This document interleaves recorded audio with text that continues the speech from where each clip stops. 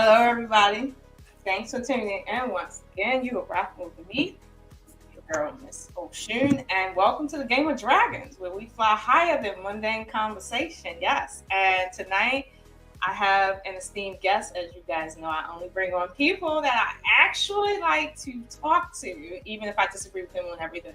Now, this is one of those guests. You guys may know him. I like to jump right into conversations. No bunch of fluff, right? You may know him from YouTube. You may know him from Instagram and or Facebook, and you may even follow him. So I want to introduce him with the esteem that he deserves. This is Kingz Dreamz. Welcome to Game of Dragons. Thank you so much, Miss Oshun, for having me. I really appreciate it, and I know we've been trying to get this going for a bit, so I'm glad that we are here, and let's get this thing started.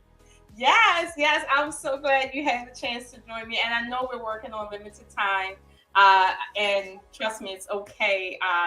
You know how people can drag me sometimes all night, so I'm glad that somebody cares enough to say, hey, I'm going to let you have the night, right? Yeah. But right. What are you going to be live streaming at 8 on your channel or another channel? Yes. So I'm actually going to be live streaming one of guests that has come on my show a few months ago. He goes by the name of Philly Dom, and he's a content creator who's an expat who lives in Salvador. Hold on. How was it?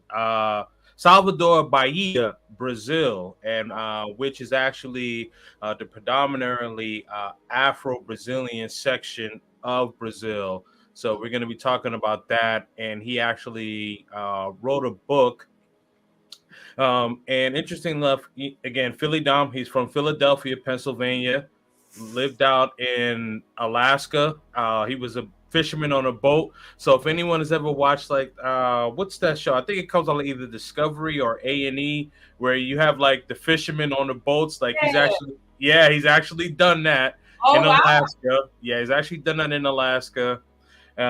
Lived out in Mexico. He's lived out in El Salvador, and then now he is in Salvador, Bahia, Brazil. And so he's going to be talking about being an expat, the book about him being a fisherman, and then also his travels and things of that sort. Oh, So yeah, it's going to be a great conversation. So we're definitely going to be doing that at 8 o'clock okay. Eastern time, and then they're an hour ahead now. So yeah, so it's going to be 9 o'clock over there. Okay. Okay. That sounds interesting because I don't usually see well people like regular people that do stuff like that. Like I don't Right. think too many people even know people in that profession. Um, Yeah. like it's like some TV stuff. Yeah, But yeah. Right. but Yep. I'm glad you guys are having that conversation. And Brazil is one of those places that I want to go soon. I wasn't able to take another major trip like that Mhm. this year because I had some Yeah. other stuff that came up. But I've always been told that there are more Black people in Brazil than there are in America or Yes. North America all together combined. So I was like, wow. But because Yeah. I don't see that, I Oh, don't sorry see about that. Yep.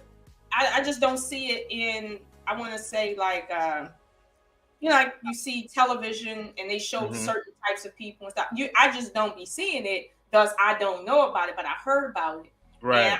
I just want to go see the sights and just kind of absorb down there. But I think a lot of people take Brazil to be one of those places where. If you want a body lift or if you're a guy and want to show off, then you go. But I think it might have more to offer than just the sexy scene. Uh, Yeah. Yeah. I like how you put that, the sexy scene. No, it's very true. So outside of the continent of Africa, Brazil is the country um that again, outside of all of the countries in Africa that have the most black people. So Brazil has more black people than the United States. Another thing, what people don't know, or what most people may not realize, is that Brazil is, I believe, 1/3 or possibly even 2/3 of South America. And for mhm. people who have not traveled outside of the United States, let me try to give some context here. So it's about the size of all of the West Coast and maybe about half of the Midwest. So if we're going from west to east, we go that way. If we're going from east to west, we're saying all of the East Coast. So that's northeast, southeast, mid Atlantic, Mhm. and then also the Midwest. So Brazil is huge, Yeah. right? So you have the woman that will probably come there for enhancements, and the guys coming to have some fun, right? But you also have culture and different things of that sort. So you have your pick of the litter. Mhm. Well, here's the thing. When I go there, I will be looking for a dance studio because I've always wanted to do the little dance. Okay. I want to learn, so I want to learn from the first people. So I want to go down there and learn. Uh, Yeah. but what I hey everybody in the chat, y'all know I'm learning how to do my chat thing. So hi everybody, see y'all. Oh yeah, let me know if you ever just like need me to help walk you through things, and you know what I mean. Like I could definitely do that, because I remember when I first started, there were a couple of things that I didn't even know, and there's Yeah. like yeah, there's definitely some tricks to the trade, so I could definitely show you some Okay, things. okay. Cause see, I'm just learning, and I just realized I can't even use the certain browsers based on certain stuff. Listen. Yeah. I was frustrated.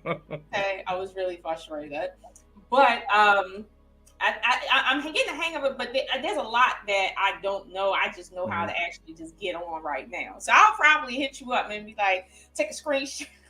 Yeah. No worries. No worries. Like, listen to me. Hey Grover, how are you? I want to Salute, say salute this. to my man Grover in the building. I want to say this though, because Mhm. I was excited, right? Okay, so what started this conversation was a conversation me and you had offline in reference to a post on your Instagram. Right. It was a post in reference to Sharahzad Ali's perspective Right. on, I want to say black women, but I think that might be a stretch. But she was talking about women in general, maybe black women that apply for public assistance, and she was giving her perspective on why she feels they do that in large, right? Because obviously there's some outliers somewhere. But she said that, right? And I had took a listen to it, and although you and I think the other person you were speaking to were not necessarily speaking directly to her per se, but maybe the conversation, I took offense to it, not the reaction, but to her rhetoric, right? I took offense to it for several reasons, and before I get into, I guess, the offense, right? I want to give you a chance to just give your thoughts generally on just that topic, just the topic of black women, whether it's in the United States or elsewhere, receiving assistance from the government as a ploy to diminish their counterparts, as far as that's concerned. So, what do you think generally of that? Well, I was gonna ask you if you want, I can pull up the clip, but if not, now that I didn't know how to do that on here with this. So. Okay. So what I'll do, so I'll pull up the clip from my channel. Only thing that you have to do is just grant me access when the clip is ready, and then this way people can see it and kind of have their own opinion. So I just want to make sure that everyone has context before I respond, if you don't mind. Yeah. Okay. All right. So I'm gonna pull it up really quickly. Let's see.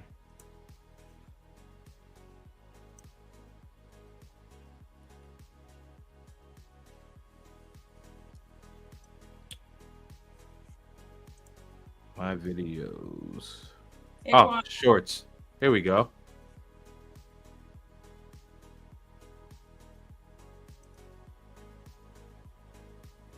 Oh, okay. Hold on. I'm looking for my shorts.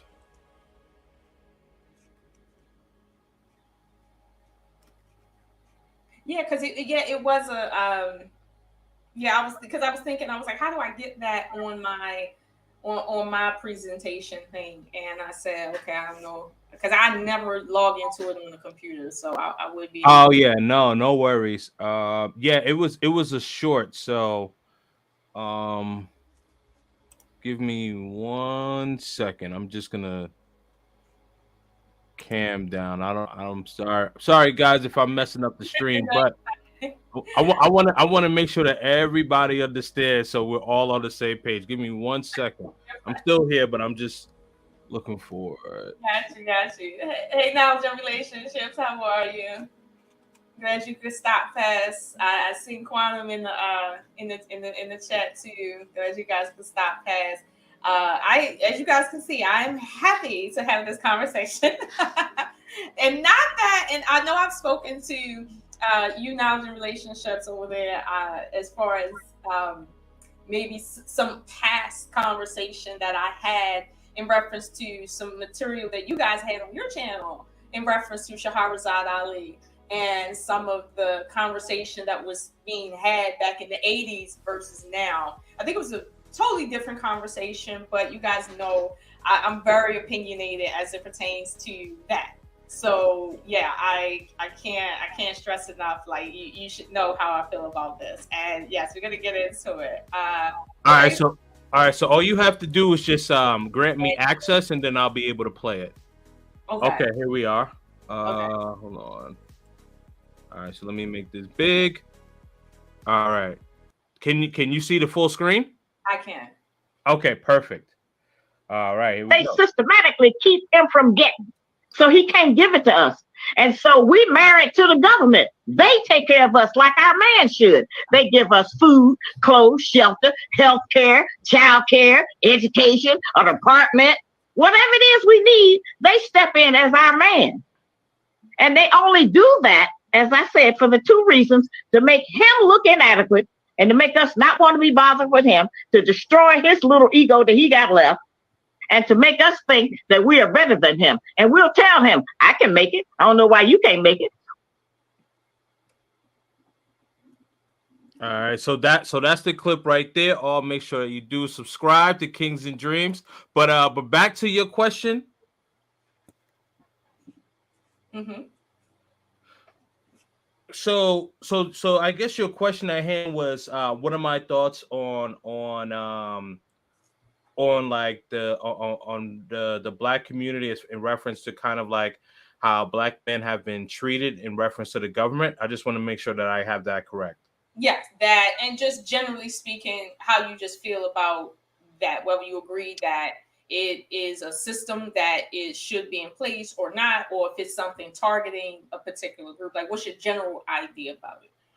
Well, yeah, I definitely think that it has been a system in place.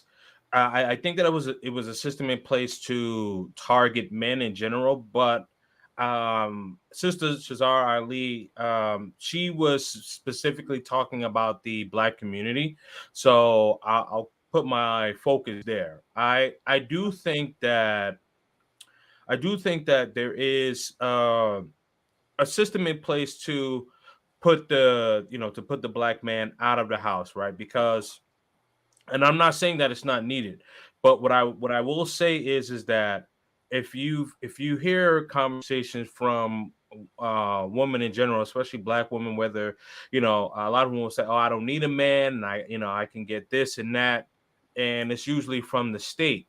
So I believe that Sister Sharahzad Ali was speaking to that reference point. And from that reference point, I do have to agree. Now, sure, there's always outliers, but I will say that for the majority of when the government assistance has come out, it definitely has done a lot more harm than it has done good. Now, am I saying that some sisters don't need it? No, I won't say that.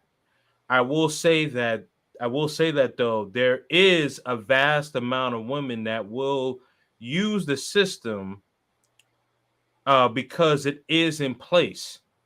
So when you have something that you are able to utilize at your discretion, people can be tempted to take advantage of that. And has that been taken advantage of? Yes, that I will agree with. Mm-hmm. Okay. Okay. So okay. What I'll say is this about the system itself, and then Sharahzad Ali and her statements about it.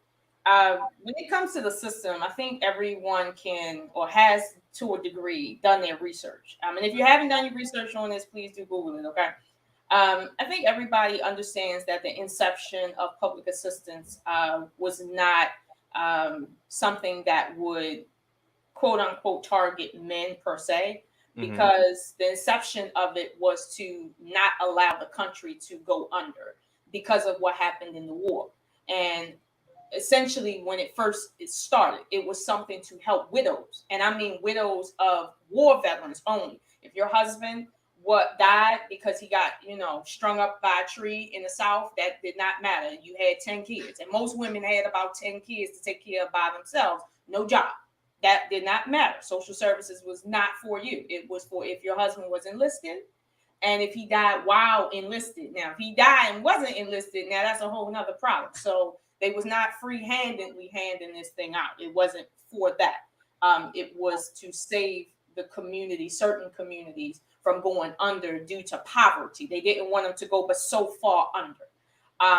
As that program grew, because there was a need for it within the white community, that just created the precedent for Black people having access to it that were not necessarily war veterans or spouses of war veterans. Just in general, it's like the very the point of it actually applied to more than just a certain small section of the American population. So I don't believe that we can look at the inception of social services and say, okay, white people or white men did this to target men, their own men, let alone black men. However, we can say that policies further down the line created certain types of anomalies that affected black men more than any other men. I'll be honest with you, I can say that. Now, when I say more, I mean that very literally, because just like there is and was black women on social services, there was white women on social services that were married and unmarried. There were.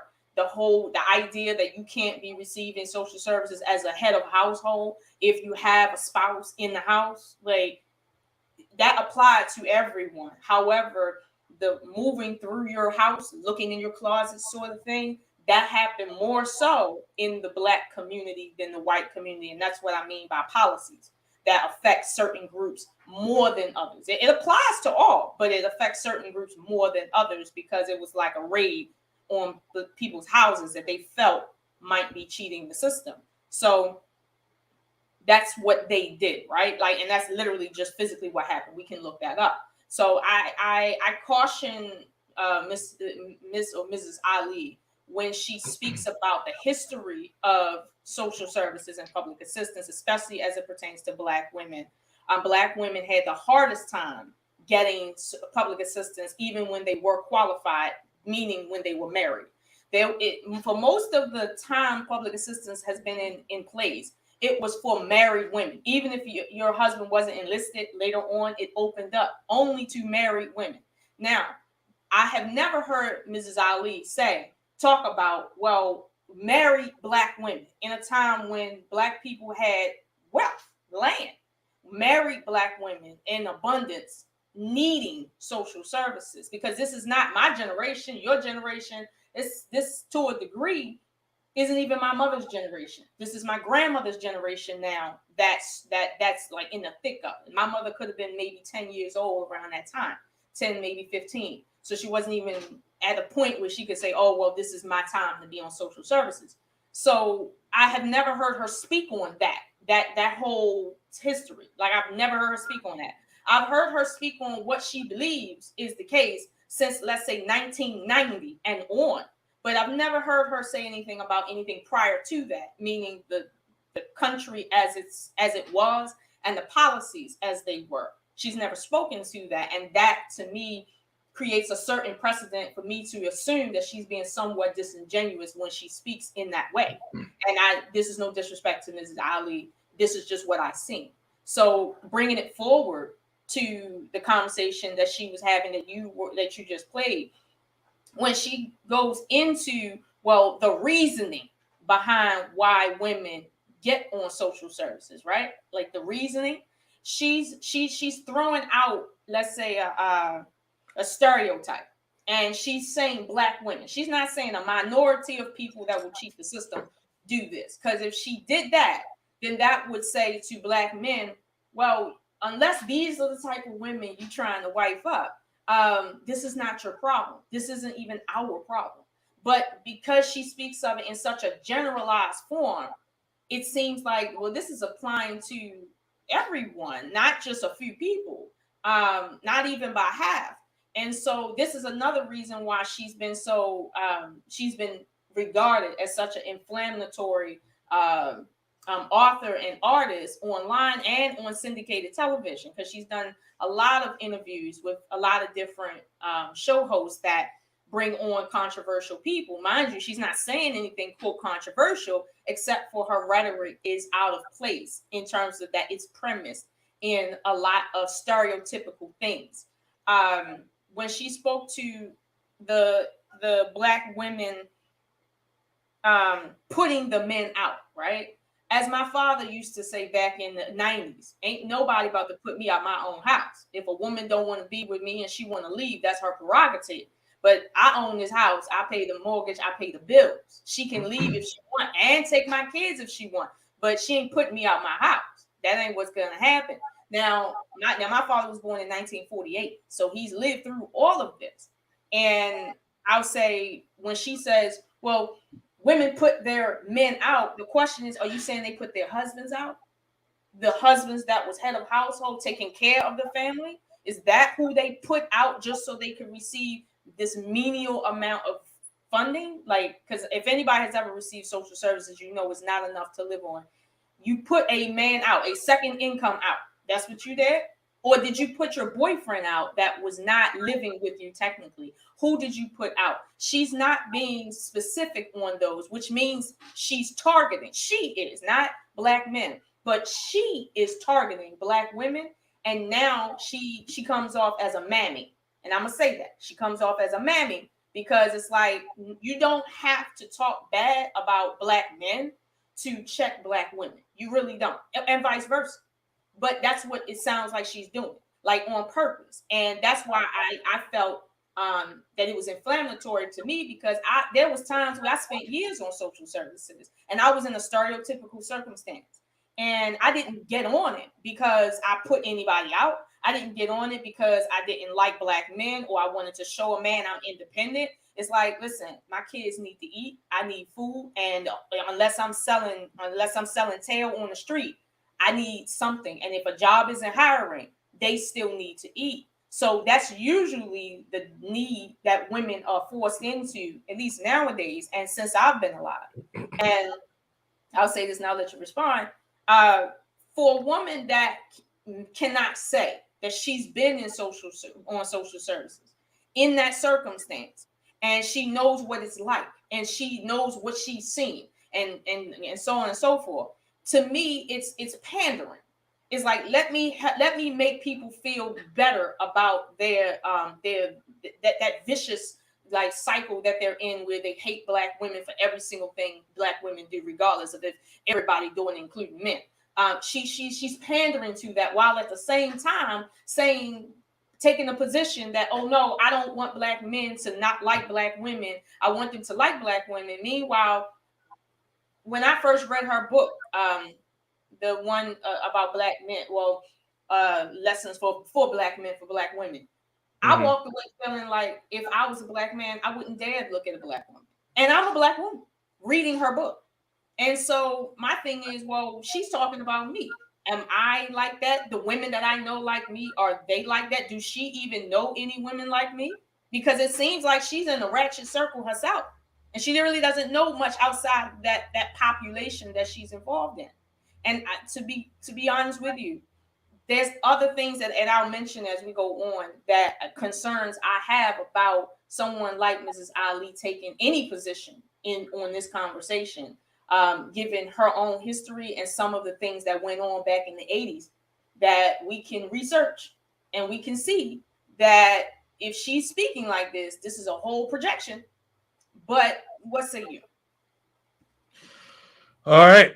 Well, there's a lot to impact there. So I will go. Okay. So I'll go with when you said about social services. So if we're talking, WIC, welfare, things of that sort, right? So those things, inception was initially to help out those veterans, the wives of those deceased veterans, right?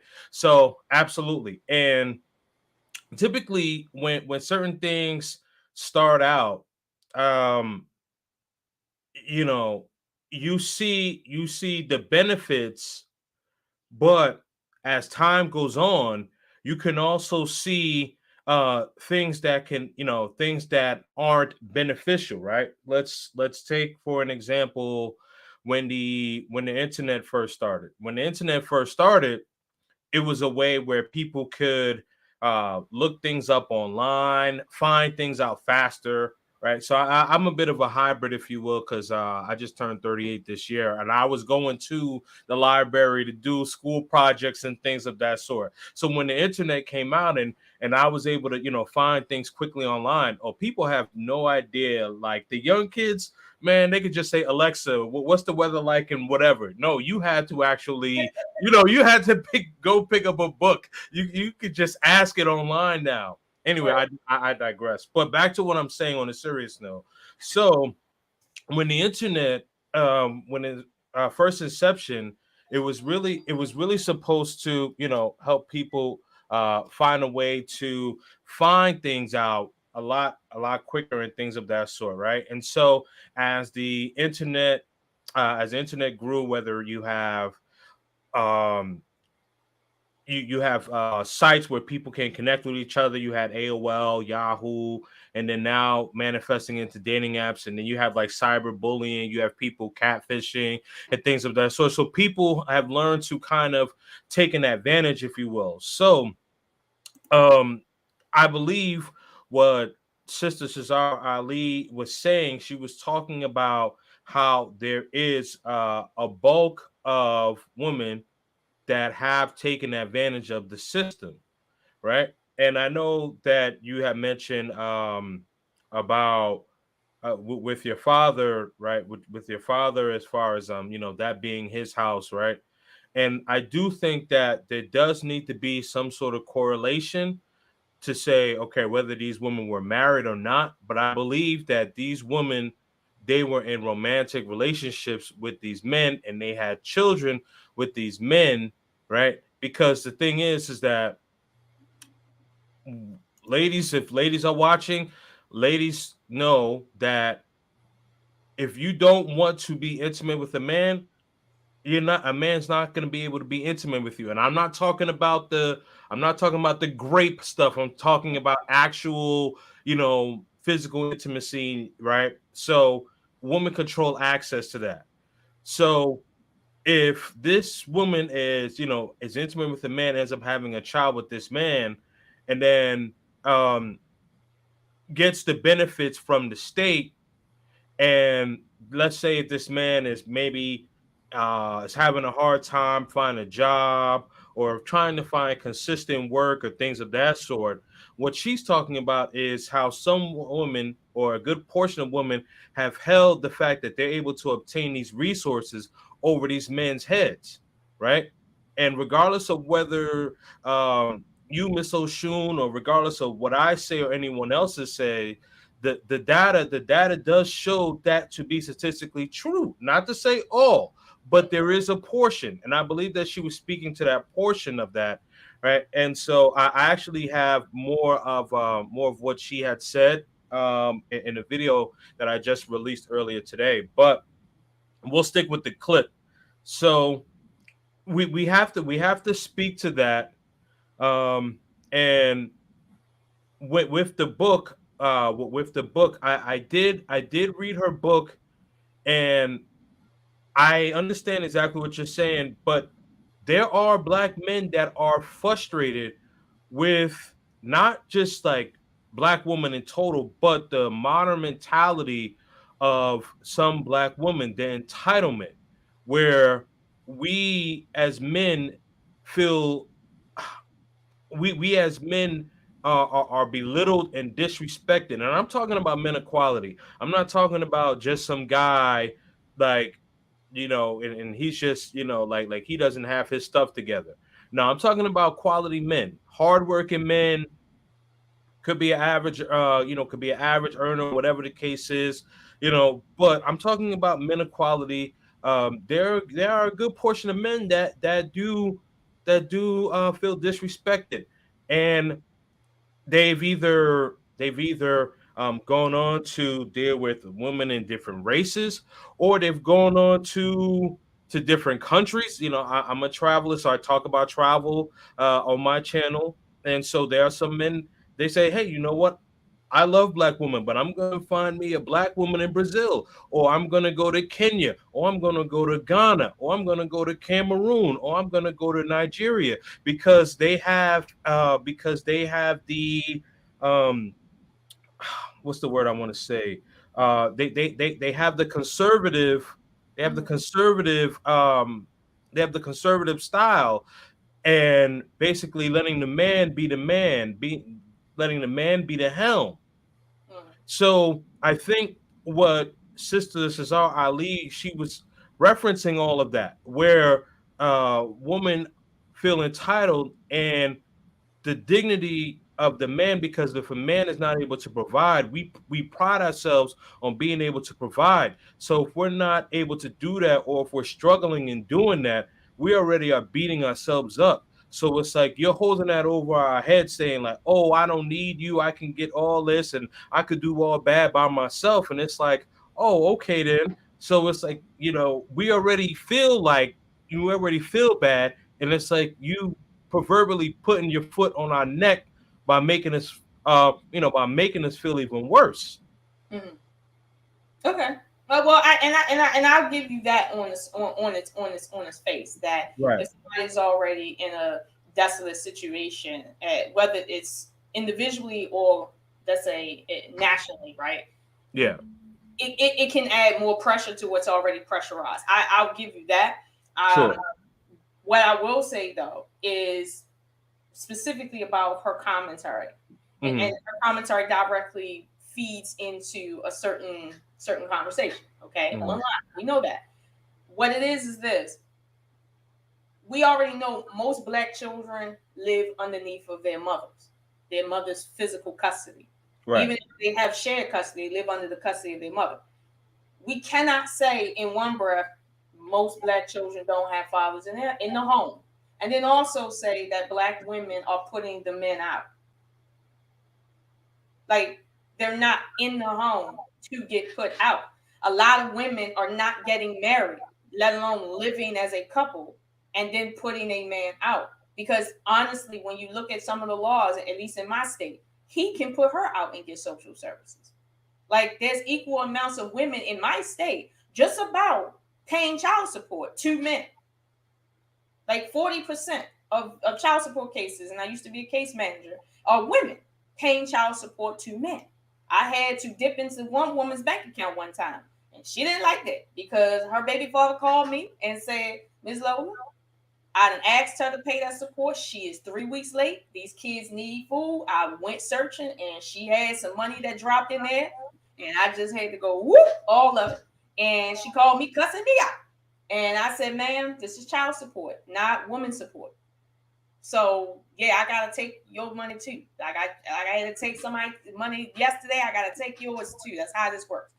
And that's just the way the system is, because it is a system. It's not a person that wants to side with one or the other.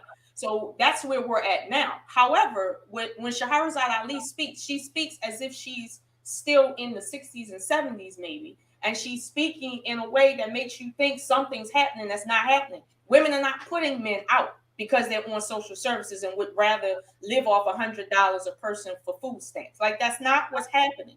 And she keeps saying that and putting this rhetoric out there. And it's not adding to what you said in terms of the reality is if me and you are a couple, whether you working and you can't afford much or we both on social services, and you feel that you don't need me because the government will hold you down and not me in our personal relationship, that's one thing. And we can talk about that, right?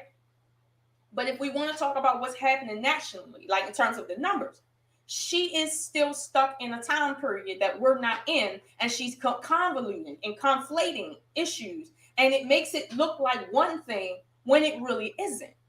It really isn't. Like, one minute we saying Black women got all these degrees and they're working, right? Whether or not they can afford it, they working, they in debt, they working. And then the next minute, all these women, according to her rhetoric, all these women are on social services not needing to do anything because the man is taking care of them. It's like, hold on. They can't be number one and getting put out because of non-payment for rent and be getting taken care of by the man and have a degree making all this money and not need the man because they make more than him. Like, it can't be that for every single thing. She has to put her rhetoric in a place where it can be better understood what she's talking about and who she's talking about. Because when we start saying Black men wear their pants down to their knees, that's inflammatory, because that does not apply to all Black people, let alone all Black cultures, let alone all Black people, all Black men. Like, that's very inflammatory to even say, because let's say I live in the hood and that's all I see, right? That's what I'm going to say. That's what I'm talking about. Someone of her age and her stature should have a bit more reserve in terms of her speech, because if you lose the people you talking to, what's the point of talking? If you're gonna lose everybody you talking to, men don't need her to talk. They really don't need her to talk. She need women to listen. Men don't need her to talk. Like that's not what that is. So if women don't really want to listen to her, then she's wasting her breath. The only people that I see that are tuning in now are people in certain, let's say, communities online, and it's not translating over into better relationships here or abroad. It's not that rhetoric. But I want to say this about just in general the relationship, right? Because I read a little bit of her other books, and she speaks about relationships between men and women. What she speaks about, at least in my experience, has come from married women living with a husband, right? That's the relationship that she speaks to. The woman that's in the home with the man, that's passive aggressive, that doesn't respect his authority, that sets his children against him, that doesn't cook, that withholds sex, these are all things that you have to actually be living with a man to do. I can't withhold sex from a man that I don't live with, that don't have no reason to take care of me, no obligation to me. Like that's just not realistic. But what she is talking about is wife, like let's say really bad wives, okay? And trust me, she was correct. That is a bad wife. My mother actually fits into a lot of what she was saying. So that's how I know she correct on that when it comes to married women. However, when she turns around and speaks to the public, she doesn't make that distinction. She doesn't say, listen, this is what's happening when women are a certain way and they get married, and then all of a sudden, here's what their mentality is. And the reason why I personally feel like she don't do that is because if you're going to say to the public, women are a certain way when they get married, right? Or whatever, what you're essentially saying is to the men, you saw this. This is what you chose. So this is what you have to deal with. And it's nobody's problem but your own. It's not the man's problem. It's nobody's problem but your own. But she don't want to say, oh, yeah, it's your fault, and leave it like that. No, she don't want to do that. She wants to speak about the problems, but they're so interwoven that nobody knows exactly what she's talking about and who she's talking to. Therefore, nobody wants to listen. Therefore, nobody learns. And this is the problem I have with elders today. They're trying to be in this space in 2023 that really is not built for them to be in it, acting that way. Like the time for her to put her rhetoric out there to help Black women honestly has passed. And I mean about 30 years. So the way she speaks now, in my opinion, it's not meant for women, let's say 40 and under. It's not. We're not even in the same culture that she's referring to in her mind. And so when men say, well, Sharahzad Ali, she's speaking truth. She's speaking facts about how women are. No, she's not. She's speaking facts about how your mother and grandmother was, the ones that you praised that lived through the 50s, the women that wore the nice skirts, the women that were baking cookies and staying at home. These are the women that she's talking about that was withholding sex, being passive aggressive, taking the kids into the night and not returning, faking pregnancies by other men, like and nobody could challenge it. Like these are the women that did that. Like that's the one that started that and passed it on and on and on and on. So my thing is, what can you tell someone 22 years old that's not married, that might not have a kid, that might feel like, yeah, I got my degree and I don't see too many men in my field that I could really be with. So how about I just do what women do and just choose the best man with the best offer, no matter what his race is? Oh no, she doesn't support that. However, she supports basically turning Black men away from Black women at the same time. This is why I got respect for her because she's my elder. But I vehemently disagree with her positioning because I feel like what she does is she creates an inflammatory circumstance in this quote unquote manosphere red pill space where you have men already upset about life as it is with the culture they have to contend with right now. And then she adds that rhetoric in and people are like, I never did that. Well, that doesn't apply to me. Well, the reason why I put him on child support is because he cheated on me and gave me an STD and then act like I was supposed to take that and left me with these kids to take care of by myself. Like, she doesn't talk about that. And of course, she's going to say, well, that's the minority, when in reality, most black men know it's not a minority of a circumstance for a guy to cheat on a woman, use a woman for her body, for her money, and then leave when I guess he get a little bit of something else. And then she's left with whatever she needs to do to pick up pieces. That's not a minority of a circumstance. And that's not even something that applies mostly to black people. Like, it's really not. Like, we just don't see it in the broader context. But it happens all over to all races. So to make that and that's another issue too, making everything a black issue. Everything isn't a black issue. This problem that women have with being passive aggressive and feeling like they're better genetically than men, that's not a black woman issue. That's a female issue in the world. Like, that's a female issue. And I know we don't see a lot of white men complaining about that online, but in our personal lives, we know a lot of white men that complain about that, like amongst their own women. So, and I'm talking about even in China. All right, like, they're not exempt over there. They got other issues over there too. Now, I'm not here to rag on Chinese people, okay? Shout out to my Koreans, okay? Annyeonghaseyo.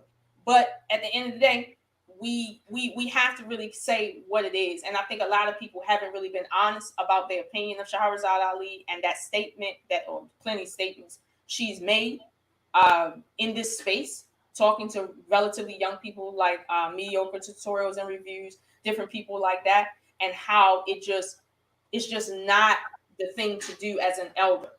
And I'll say this and I'll let you respond. My opinion of elders is people who, when they're in the space, they're there to give guidance, not to sit and show you how to do everything and walk you through and correct you on everything, because you are now an adult. It's your time to shine. An elder in this space is not one to sit and say, well, I got my wife when I was 21. What's wrong with you? Nobody should be getting married at 21 years old right now. Not one person. Like, I would write both my sons out my will if they come in here talking about they married at 21. Like, everything my father and my father and my grandfather and my great grandfather worked for. Like, and now we got to deal with that from a legal perspective. Oh no, you will get written out. Then they know that. So this is what I'm saying. Like, what is the point of making these statements and pretending that you're in this space and you have to contend with what's going on the black man side or on the black woman side? Like, what's the point? You can go. All right. So, I think I'm gonna work my way backwards a little bit, right? Because you were stating that like, if a guy ends up giving a woman an STD and then he's cheated on her, like, I don't think that guy should get on child support for that. Now again, those are outliers. I'm not saying that guys haven't cheated and things of that sort, but we have to look at what the nucleus of the problem is. And there are things that you've picked out, like where in your state you said that women pay 40% of child support, right? But there's 49 other states. So we got to look at it like, and that's a pocket of what you're saying. So what you're saying may be true, but it's on a minuscule level. And I'm not saying what you're saying is minuscule, but I'm looking at the whole pie, right? So you like, hey, you know what? All right, we have a whole pizza, right? And Sister Sharahzad Ali is saying, you know what? This is cheese, and you saying, no, I got pepperoni over here, and there's a lot of pepperoni, right? Yes, you do have pepperoni, but there's cheese all around. So what you're saying, in your state, 40% of women pay child support, right? Cool. I completely get that. And then you went into the woman's bank account and had to take her money. She got upset with you, right? Cool. I'm sorry. She threatened to come to my job and fight me. Oh, I mean, I'm sure. I'm sure people, people don't like you messing with, with their kids, their money. You know what I mean? They feel. I completely get it. I completely get it. She probably was gonna buy a new bonnet or something. Let me stop. Let me stop. But anyway, but on a serious note, right? On a serious note, back to what I was saying is that what you're saying is true, but what she's talking about it from the whole grand scheme of things, and I can see where you because you kind of point to things like that you've experienced, things in your life, things that you've seen, right? And so the common denominator, Oshun, is what you've seen. So she's talking about things all around, and then let's go to the age thing where like a 22-year-old is not going to be able to listen to her. But why is that 22-year-old exhibiting that behavior? We're talking about a 22-year-old woman here. Mm. She's exhibiting that behavior because the saying, the apple doesn't fall far from the tree. So this is why she's saying these things, because I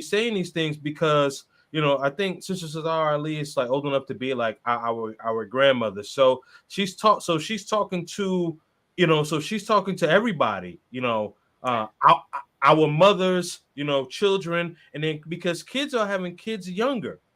So she's talking about that. And the thing is, like, I go back to what I had said a few minutes ago, where women control access to their wombs. So what she's saying is like, hey, if you end up with a bad person, that's for the most part, that's on you. Now, am I going to sit here and say that some men don't try to be a chameleon and then they get what they want and then they turn? Sure, some men do that, but there are there are certain amount of women that will deal with the with the knucklehead and don't want to deal with the nice guy, because the nice guy resembles stability, and stability equals boredom. And so they want the excitement. And then it's like you get the Pookie the Ray Ray, and again, this is not necessarily black. We're talking all women here. On my channel, I how you have EEO, equal opportunity employer. Well, EOE, sorry, but yeah, I call it EOS, equal opportunity smoke. So I don't care if you are Irish redhead. I don't care if you from Timbuktu. I don't care if you from Taiwan. If you got bad behavior, you got bad behavior. That's just it, right? So that's just me. So I agree where it's not just a black issue. This is, to me, I believe that this is a first world westernized culture issue. But Sister Sharahzad Ali, she brought it to the black community. But I and I agree with her in that aspect, but I also want to say, like, this is not just a black issue. You mentioned the passive aggressive attitude where the woman would do like a back talk and all that stuff. Yeah, like I've dated all different kinds of women, and I've gotten that back talk. It don't matter whether it was Becky with the good hair, Shaniqua, it doesn't matter. All of them was giving me some type of back talk. So you're right about that. That's why I say EOS, equal opportunity smoke, because if it's bad behavior, I'm gonna check your ass on it. I mean, my fault. I'm gonna check your behind on it. Sorry, but but that's just what it is, right? So, I believe that when we're with Sister, Sister Sharahzad Ali, where her overall point to I believe that she is talking about how the bad behavior in the westernized culture, because less people are getting married, and you also mentioned where the men aren't in the homes and the women are having kids with the guys, but they don't live together. Right? That's a problem right there. That's a problem right there. So that you have women that are not dating with intention, because here's the truth of the matter here. And ladies, I'll uncover your ears. I want you to listen to this. Men get with who they can. Women get with who they want. That is just the truth of the matter. because I can guarantee you the men that are watching in here, you've at least had 3 women that you've got with, and you're like, oh my God, I can't believe I really got with her. But you know what? It was that one night or whatever. You was like, man, I need to take care of my business, and you did it. I can guarantee you, every man has done it at least once. If we're gonna keep it all the way real. Okay. Now, I'm sorry, I wasn't finished. I was just finishing that part of it. You know what I mean? I don't want to go too far down that rabbit hole, but you know, but yeah. So to continue on with what I'm saying, I think that what she is saying is needed, and I think what she's saying is needed, and I also think spaces like you know, the manosphere, if you will, these type of conversations need to happen. Now, again, with anything that comes out, there's always going to be good and bad, right? You do have some angry men. They just, you know, they're not bettering themselves. They're not trying to be better, and it's like, dude, you can't be bitter. It's like, dude, you can't be bitter and talk about you want a quality woman, but you flip burgers at Burger King. And I'm not diminishing anyone that's doing that, but it's like, you know, you almost 45, 50 years old. Like, you're not going to get a quality woman. You're not going to get a quality woman like that. And I don't, you know, and I don't believe in that 50-50 nonsense. That's just me. That's how I'm raised. So you got to step your game up financially, physically, mentally. You got to be able to, you know, you got to be able to be mentally strong. You got to be able to lead, because they're, you know, like, listen, no one's perfect. And sometimes, as much as we love women, sometimes we be like, man, we can't stand y'all. And I know sometimes women, y'all can't stand us either. But you know what? It is what it is, because men and women, we think different. So, but we have to be in that mindset to be like, hey, you know what? Some days, man, you know what, my woman, I ain't gonna like her. I still love her, but I ain't gonna like her. But you still got to be able to have that mindset as a leader and be able to, you know, keep it pushing, right? And as I mentioned, there are some guys that come into these spaces and they're just angry and not wanting to do anything. I do think that these conversations are important, but people need to learn how to compartmentalize. I can't even say that word. You know the word I'm trying to say. Mm-hmm. Compartmentalize. There we go. Compartmentalize and take what someone is saying. Why are they saying this? What can I, you know, how does this benefit me? Now, if it doesn't apply, let it fly. But if it does apply, then it's like, okay, how can I use this to, you know, to better my life? Another thing you mentioned, you said, you know, two of your sons, I guess they're like 21 or whatever, and you were saying that if they told you that they were getting married today, you know, you would be upset. Now, my son is young. He's just turned 9. Now, like, I'm gonna tell my son, once he gets older and starts actually being attracted to women and stuff like that, like, I'm gonna let him know, like, you probably shouldn't really get married until you're like in your 30s, 35, right.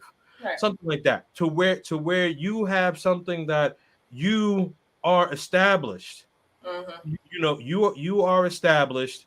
And you're good. Now, if he establishes something like that earlier, and he's mentally capable of being able to be in a committed relationship and lead a family, all for it. But I believe throughout a man's 20s, and this is for the men here, throughout the men's 20s, this is where you need to date, find out what you like, what you don't like, because even though you know, you're meeting all these different women and you're learning about you know, human nature, woman nature, but you're also learning about your nature as well, and you are learning what it is that you can or won't tolerate. And so these conversations and things that she said, I don't necessarily think that she was necessarily trying to tell, you know, men to not date women in our community. I think what she was trying to say is that women in our community do need a reality check, and I will say that. And it's not just our woman, but specifically to what she was saying. In our community, women do need a reality check. Now, the westernized first world problems, I think a lot of women need a reality check. I also think that a lot of men need a reality check too, because a lot of women have become way too masculine and a lot of men have become way too feminine. And we need to flip that. Okay. I'll leave it there. Well, you know what? You said a handful, but you know what? I agree with most of what you said. Okay. As it pertains to the men's side. But that goes to generally to my point. What you're speaking to is what we got going on right now. That's what you're speaking to. You ain't speaking to what we had back before times was hard. Like, you're speaking to what's going on right now. So that's what someone 21 years old can listen to. That's what someone 41 years old can listen to.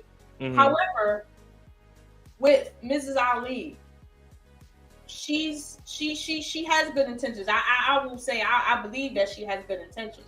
However, if you come into a space with women and you call yourself checking women, right?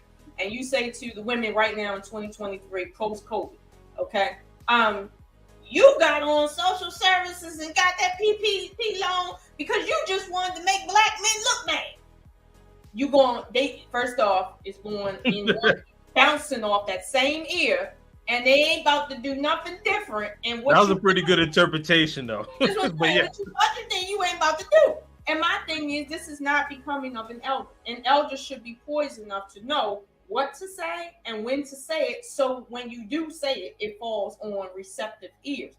There are no receptive ears, especially mine, that somebody's going to tell me that when I'm in a dire circumstance, the reason why I'm seeking help is because I just want to make somebody else feel bad, not because I genuinely need it. I just want to make people feel bad. Like, don't do that. Like you can say what you want about white people and the system, right? Because I don't really think they care.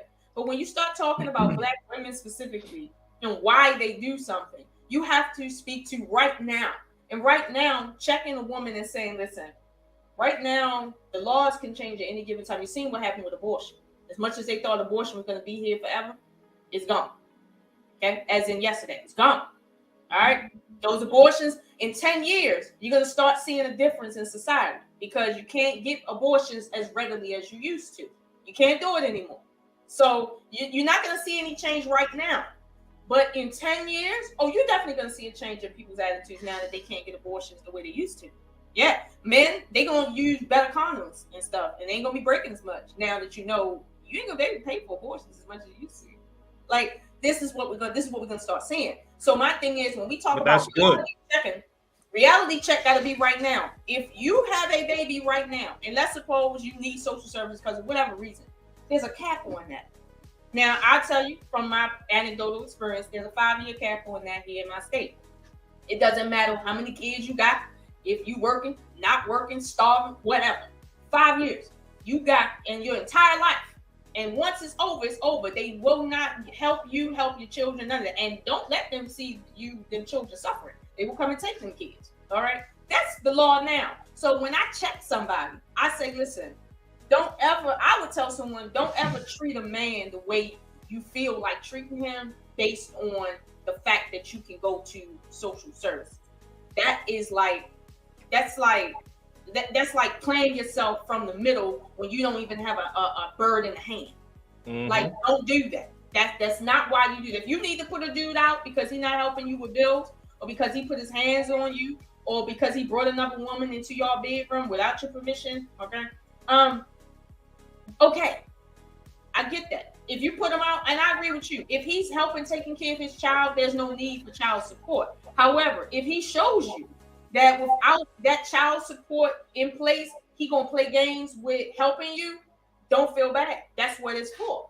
But don't automatically go to child support because it's like we're not together with child support. That's not what that's for. It's child support enforcement, meaning if I need to have it enforced, The courts and child support will do it. But if not, there's no need to have everybody up in your business. I can see checking women on that. And I think other women, as well as Sharahzad Ali, can say that. She can speak to that without saying black women just want support because they just want the white man to tell the black man what to do. It's like, no, that's not what's at the core of that in 2023, ma'am. Like, no, I don't know I don't understand. But no.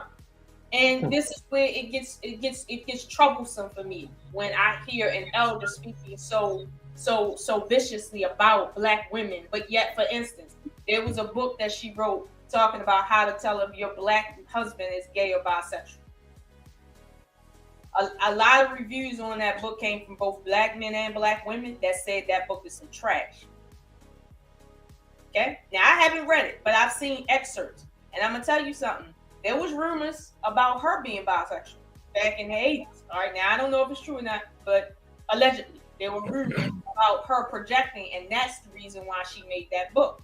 I don't know, but she did make the book. My thing is, what is it in you that made you feel like you're going to create a book about how to basically not do away with black women as a black man because they just trash, and then turn around and make a book like that?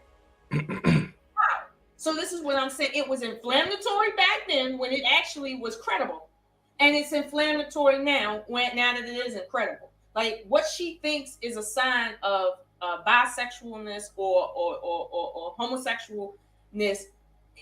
In her day and age, it might have looked a certain way because of how they dressed back then. Like my father had tight pants on all the time. My father's the most heterosexual man I know. Like all the time tight pants too. So it's like, back then is not the same as now. But again, the conversation is black women are a monolith. They do it for the same reason the grandmammies did it. And as long as they are doing what the men say, they're doing things right. And that's not necessarily true. For instance, what is it? When we say women aren't getting married as much anymore, right? Are we giving black women credit that back in the day, back in her time, her grandmother's time, women didn't get married for love. They got married for food, clothing, and shelter. That's why they got married. They got married because without a man, they would literally starve. Without that income, there was nothing else. There was no Social Security. There was no retirement. There was no IRAs. There was no investment properties. There was none of that. It was just you working on a farm. Like, that was it. So that's why women got married. They didn't get married because they liked the guy so much. They didn't get married because they were always forced into it because they had a baby. They didn't. They needed food, clothing, and shelter. So now that women don't need food, clothing, and shelter as much because they're part of the workforce, honestly, they just are. Are we even giving black women credit enough to say, well, maybe part of the reason why black women aren't getting married is because the reason why people got married in history, in human history, has now been removed because of technology. Technology, for instance, tampons. If technology stopped making tampons today, do you think as many women are going to be in the workforce when they don't even have a tampons to hold their blood every month? Like they just if they just don't have no way to stop bleeding on themselves, you think they're going to go to work? Like that's going to impact them working. So technology is the reason why some of this is happening. However, we don't want to give black women any credit. We're just going to leave white women out of what they've done to the whole world, okay? And we're just going to blame black women for everything. And even if it don't have nothing to do with black men, we're just going to blame it on the black woman because it just sounds better to say the black woman ain't this and the black woman do this and the black. And it's like, Sharahzad, I respect you, but please have a seat. Have a seat. It's time to sit down and retire. Have a seat. These men don't need you to come and cuss all the black women out. They can choose who they want to put their penis in. And as Kingz Dreamz said, you ain't fitting to get more than what you really worth for real. You ain't. And if you do get it, you trust me, you're going to lose it soon. That's just how it is. A fool and his money always depart. That's how it really is. Now, I ain't going to lie. There are some men, because I know some females out there going to say this. There's some men that are not lower in class like that, yet they choose low-class women.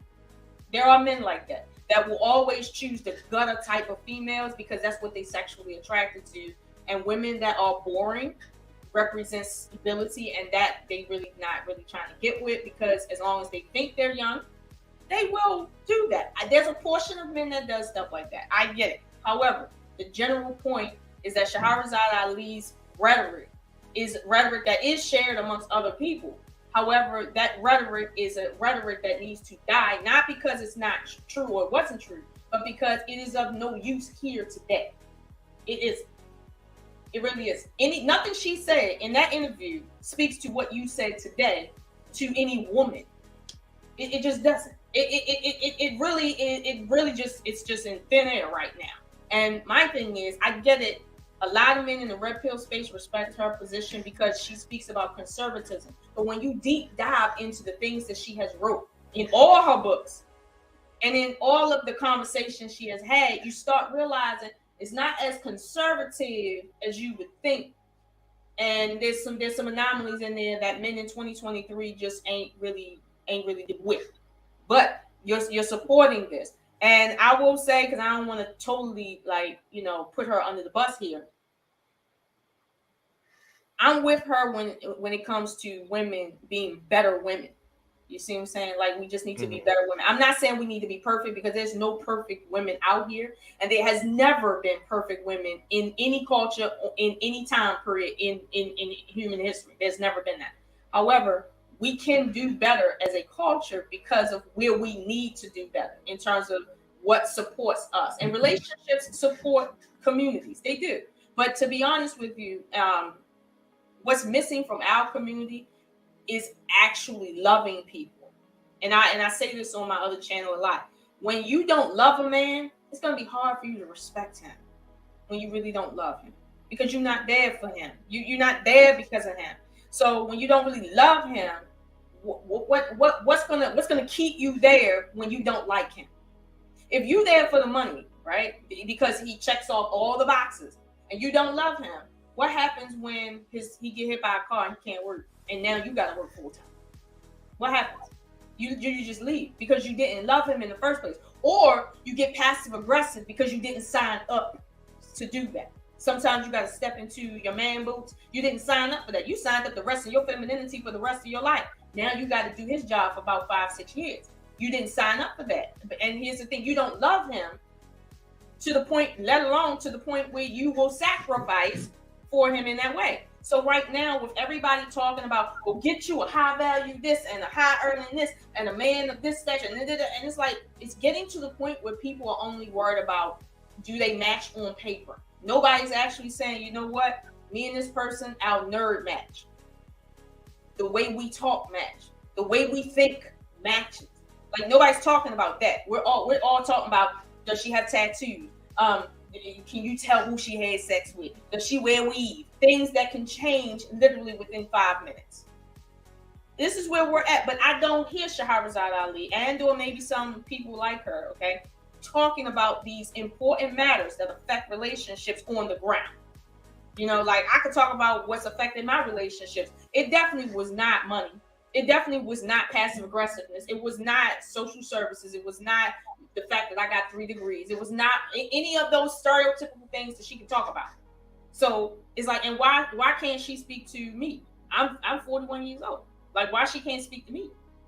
So it's like, I think we really have to not tell elders to sit down and shut up, but we do need to tell elders, listen, there's a time and place for your rhetoric and your guidance. And you need to be aware of where that is and when that is. Because if not, elders are going to be doing the same things these young people are doing, which is just opening their mouths for no apparent reason, causing more havoc than what we already got to deal with.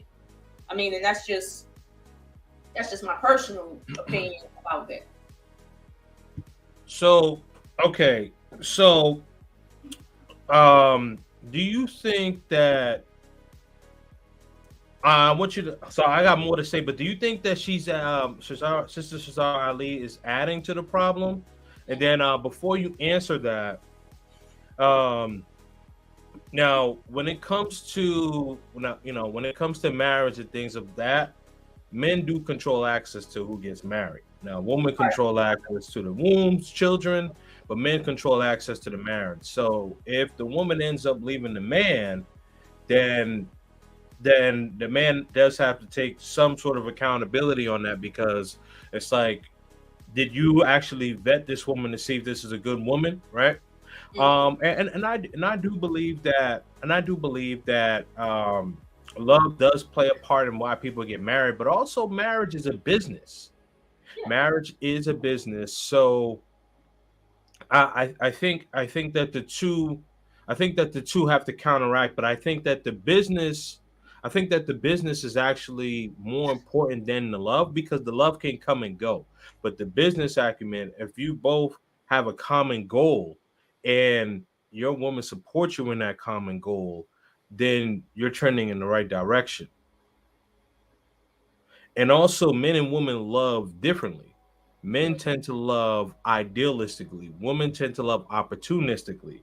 Now, again, not saying you or anyone, you know what I mean? I'm saying ideally, this is a broad scheme of things, right? So, you know, um, also, you talked about, shouldn't women be proud of themselves as to, being a part of the workforce.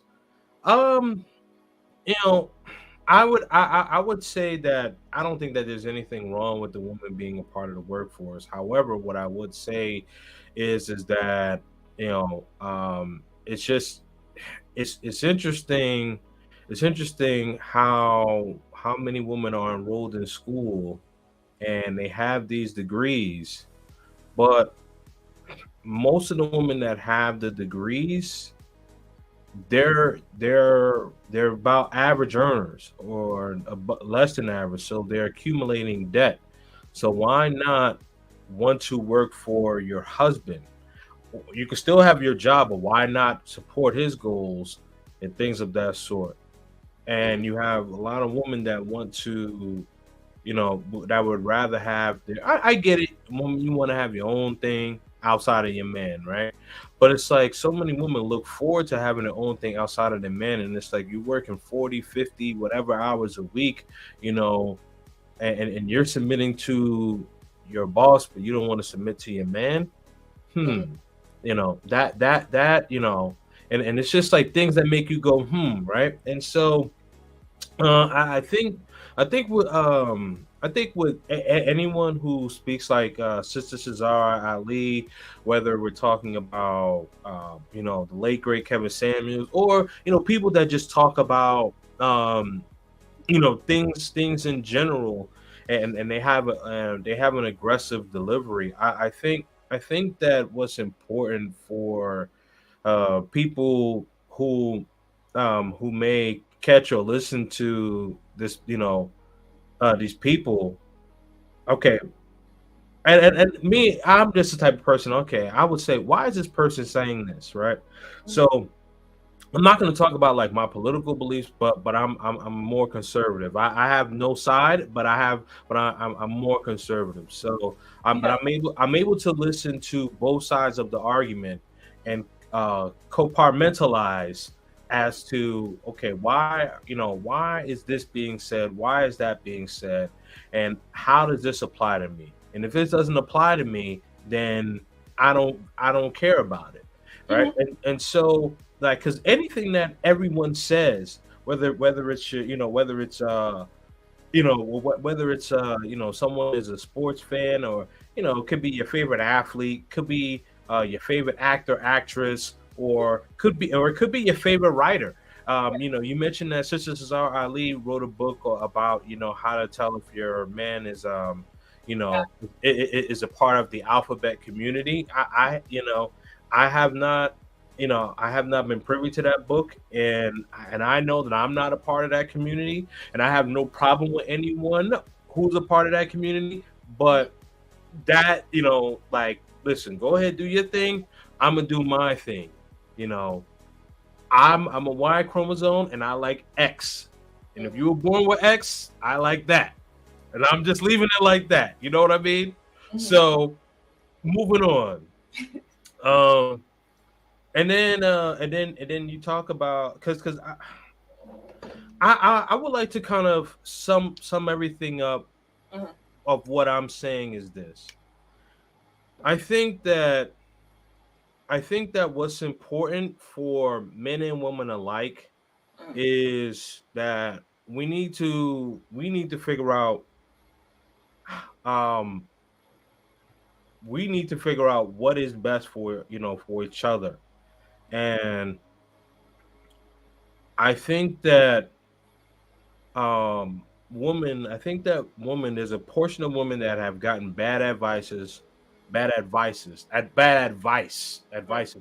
word, bad advice from whether it be maybe their grandmother, their aunt, their mom, and they did not have a strong male figure in their life to where, or a woman that actually was able to help them and guide them. And you have a portion of women that lean on their friends, and you're getting these women that are, in these groups, and who they look up to is giving them such bad advice. And I understand maybe you're saying that's sister may be a bit abrasive in what she's saying, but I also do believe that in today's society, some people do need a shock. The late great Kevin Samuels, I've been watching Kevin Samuels since like 2016, 2017, Yeah. before he went viral, where he was strictly just talking about men, and he was talking about how men don't take care of their hygiene. Men need to dress well, and men need to actually groom themselves and things of that sort, right? And so, you know, Kevin had been kicking men's behind for years. No one said a word. Right. The minute he told the woman that she was average, and there's nothing wrong with average. Most people in the world are average. Okay, Kingz Dreamz, can I just say this? Listen, you know, because you're from this community. You know, when you tell a woman that she looks like every other woman, she's average. It's a shot to the ego, because every woman wants to feel that she stands out from the crowd of other girls. Like, nobody wants to, and I'm not saying that is the case. I'm just saying on the inside, every woman wants to feel like when she meet a guy, he feels like she's pretty, as in not looking like everything I've seen today. Like, every woman wants to feel like that. So when you call a woman average, it might be true, but it's like me saying to a guy I'm dealing with after we copulated, and I said, your penis was average. There's nothing wrong with average. But yeah, no, I mean, that's not gonna help the mood. I'm telling you now, like, it's not gonna help. So, but you know what? I think no, I know for the most part, guys can take it. Like, now, you know what I mean? Guys can take it. Like, okay. most people in the world are average. Now, he didn't say she was unattractive. She was all right. She was all right. Like, that's someone, that's someone that I could see, like, if she had a husband or something like that, and she didn't have like the attitude that she had, right? Because also, let's add context to it, and I don't want to segue too far away, but she called into his show. He was talking about something. She completely moved the goalpost and tried to focus on her, and then she tried to say she looked better than Beyonce, and he was like, "No, ma'am, you are average at best," and that's what went viral. So, like, she put herself in that position, right? You know what I mean? And well, you know what? Let's give her some grace. She might have thought that she was an 8, because here's the thing. He ranked Beyonce at 8, right? But she may have felt, based on her culture, where she's from, I think it's in the South somewhere, that men might treat her, and men might have even said to her, "You a 7, you a 8, girl." Because you know how men do. They will tell a woman that simply because she got a big butt. Like, they'll tell her. Of course. Sorry, just before you continue, it goes back into what I had said earlier. Men will get with, you know what I mean, who they can. Women get with who they want. You know what? That is true mostly, but what's sad is that it's not always true for everyone. Like in that same circumstance, but it is true for most. So I'm not gonna take that away from. Yeah, because I mean, most guys are average. Most guys know the score, and I think that, and I think that with the internet, you know, you got filters and all of these things that, you know, you mentioned like the BBLs and all these things that enhance beauty and booty. You know what I mean? Like it's like, all right, you got the cheat code, cool, but like you're gonna call into my show, I'm gonna tell you what the actual score is, man. Like you think that you think you could dunk, but you doing layups, and it's cool. The layups are cool. You scoring points, but you're not you're not dunking like Jordan or anything like that. Sorry. I think what he was. I don't think he was really trying to be mean to her, but No. I think because of the audience that was there, I think that's what added to it. Because if he was her uncle, right, and because my uncle said something similar to me like that. If he was her uncle and she would have said, well, I want somebody like my father, you know, I want somebody like that. And he would have been like, girl, your father is an anomaly, okay? Get that out your head, all right? You don't look like certain women to be getting the type of men like your father, okay? So get that out your head right now. You better turn around, put on more makeup or do something. But you can't look like everybody else and get your daddy. Like, he could have said that out of love to her, but because of the audience, this is where it went from her just trying to get some information, because she probably is like desperate. She sounded desperate.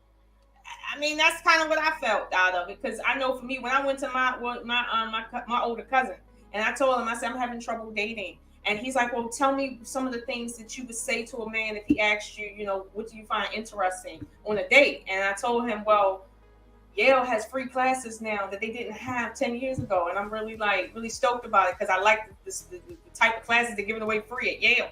And he's like, and my cousin told me, he was like, don't ever say that to a man, period. Like, I don't know who told you that was interesting. You told me that I wasn't interesting. And I told him, I said, that's not the only thing that I like, but you said interesting right now. And so he gave me that honest talk. But if I had an audience and he would have told me, the hell? Like, that would have embarrassed me. So yeah, I hear what you're saying. I hear what you're saying, but I mean, the thing is that, like, she knew that she was calling into the show. There was thousands of people watching. Now, did she know that it was going to go viral? Probably not, but it did go viral. But I mean, listen, you know, I wish that woman well, and I mean, hopefully that reality check has put her into reality. I think that remember I said social media, you know, started off good, and social media is, I mean, not social media, internet, excuse me.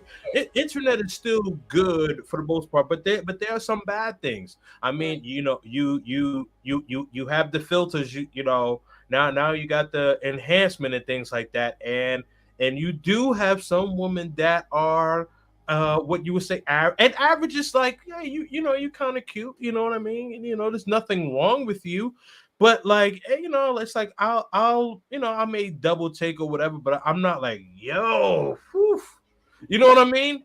I ain't gonna turn my head all the way around, like. Yeah, but most women, at least most women who, like, you know, okay, LeBron James' wife is average. Yeah. She's average. Yeah. You know what I mean? Most wives of even like the biggest athletes, like, you know what, average to cute. But see, he's average looking too. Like, and here's the thing, they've been together since they both was in high school. Yeah, sure. But you know what? I'm glad that you said that LeBron is average, right? You know, I don't judge men, so cool.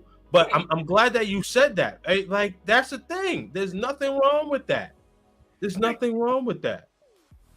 You know, women find okay, woman, you know, I don't know about I don't know about now, but maybe like it's like 10, 15 years ago, you know, women would always say Denzel. Now I guess now it's Idris Elba now, right? But, yeah, like well, Idris' wife is fine, but Denzel's wife is average. Denzel's wife is average. This is true.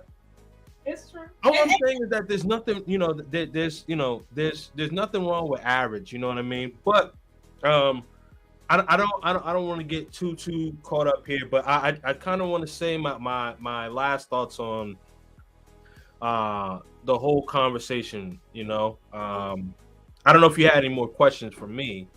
Well, the only question that I would have for you now is, do you feel that it's necessary for, let's say, elders or whoever to talk about social services as it pertains to Black relationships? Do you feel that that is a major issue in our community, like how we deal with social services, not child support, because you could be a millionaire and have to pay child support. Yeah. I'm talking about social services, public assistance, put Section 8, whatever the case may be. Do you feel like that is a big issue in relationships now? And you know what we're dealing with now in terms of like women on dates on their phones. People don't know how to show up to dates. People just want to be online. They don't know how. All they doing is texting. People can't hold conversations. It's just a bunch of. Do you think talking about public assistance is the thing for us to focus on and kind of like basically,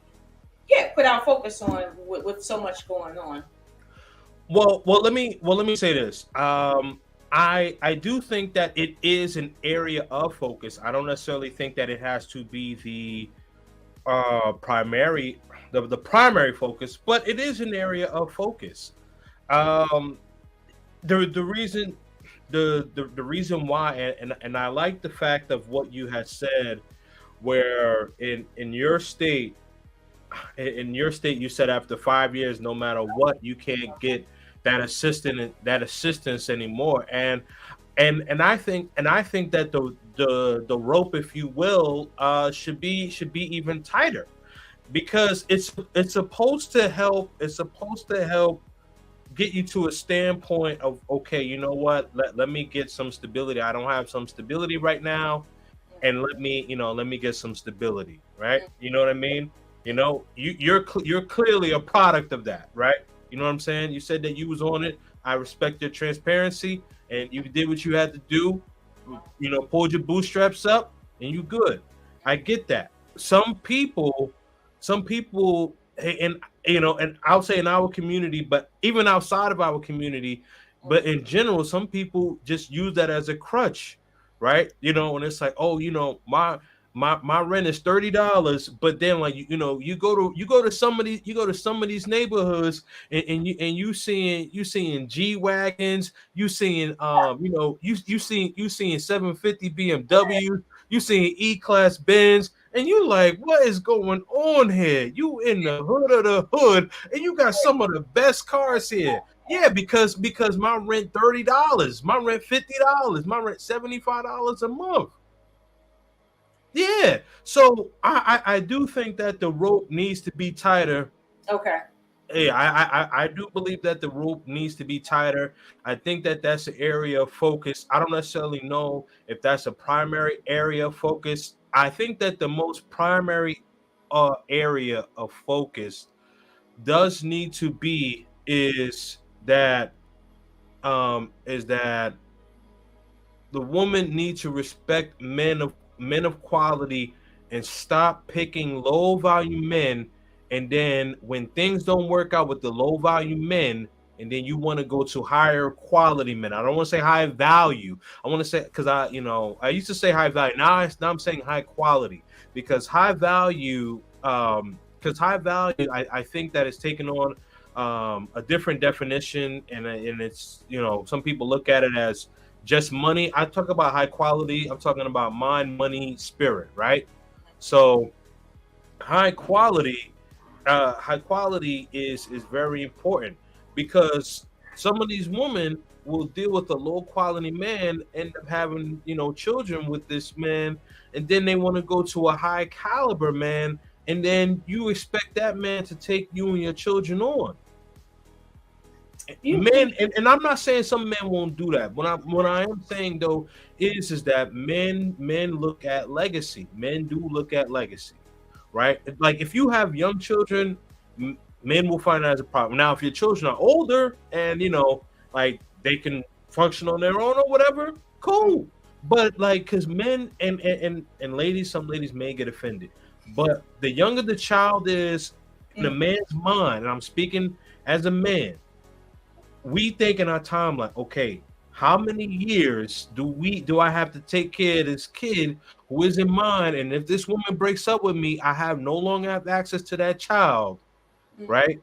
So let's say if a woman has a 5-year-old, so that's like that's 13 years. So I got to rock out with her for 13 years.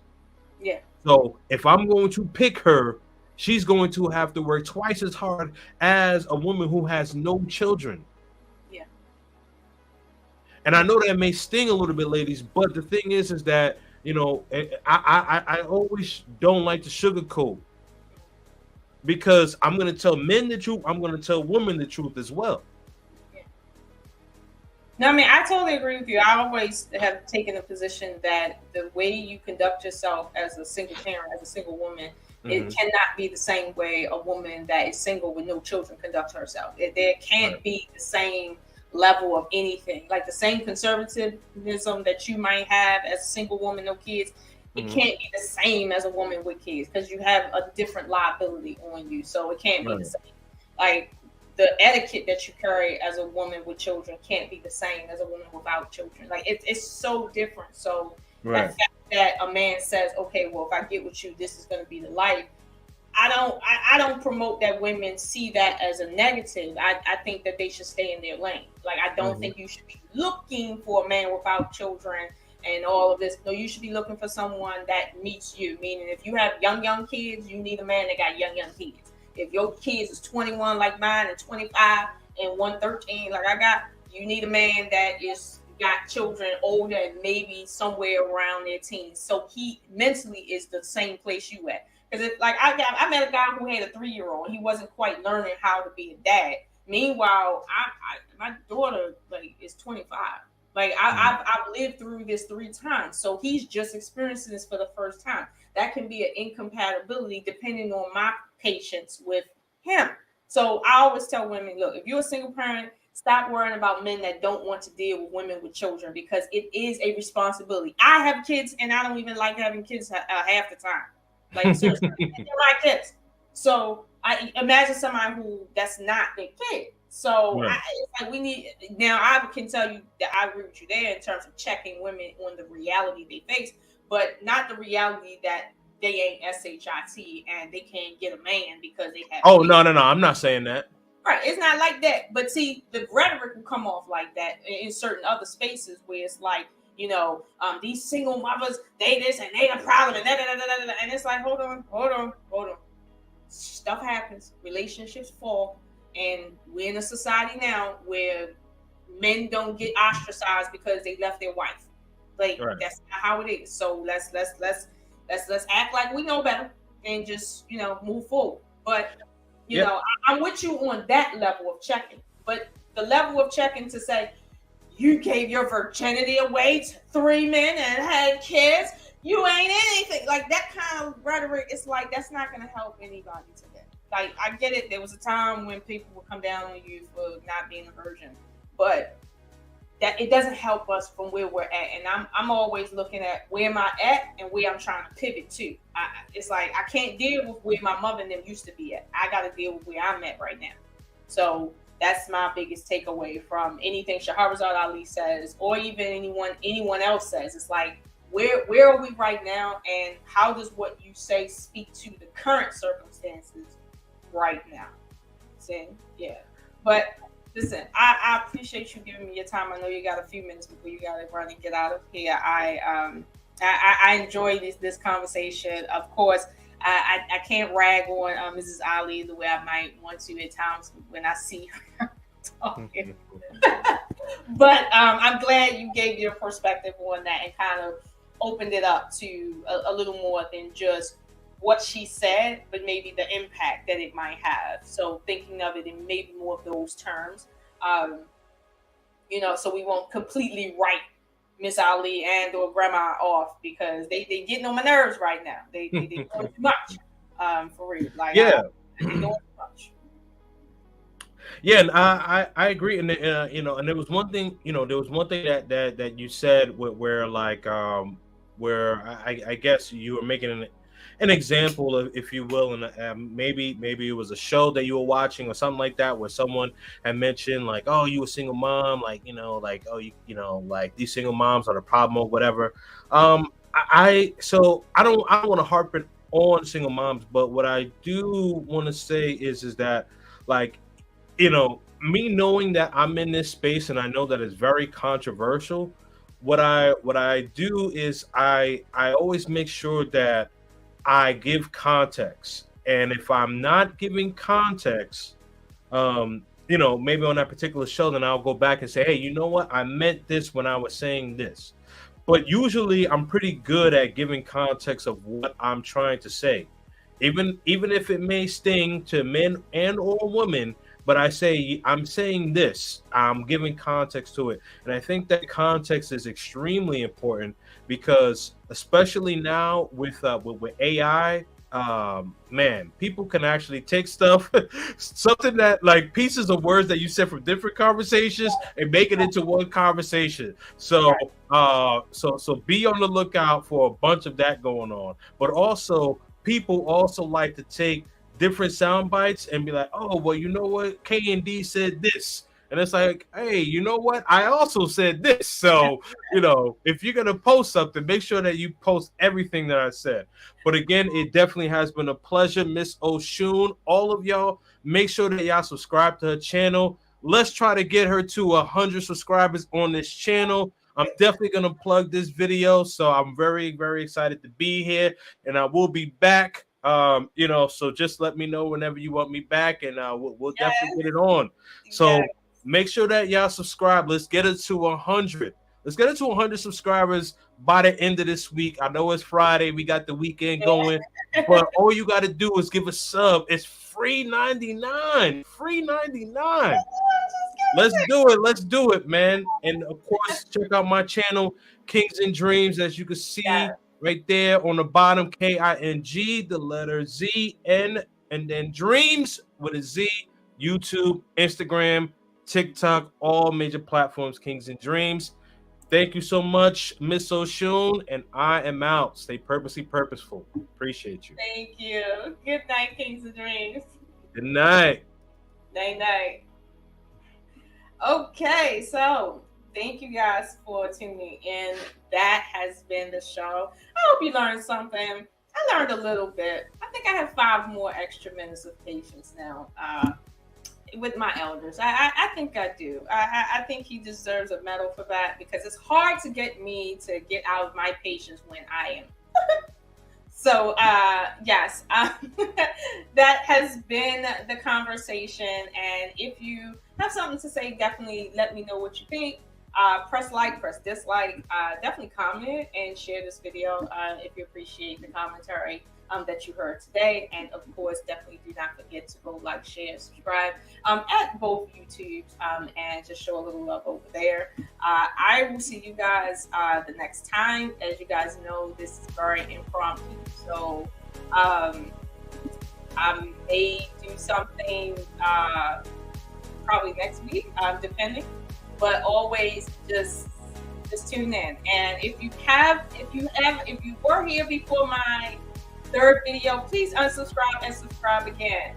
Technical difficulties. We all know I am not one to do. So definitely do that just so you can get the notifications, because life happens.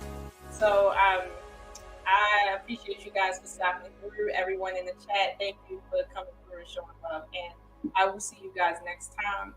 And this has been a show. Bye.